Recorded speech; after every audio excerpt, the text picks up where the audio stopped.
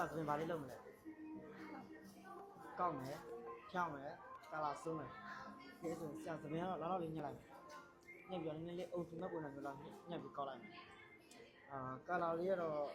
ဒီမှလိုက်တဲ့ကာလာလေးပဲစုပြီးလိုက်အစင်းအောင်မဲ့တန်းတဲ့ကာလာလေးပဲစုပြလိုက်ဘယ်နေလာရတယ်တောင်းတော့တောင်းလေးစုမယ်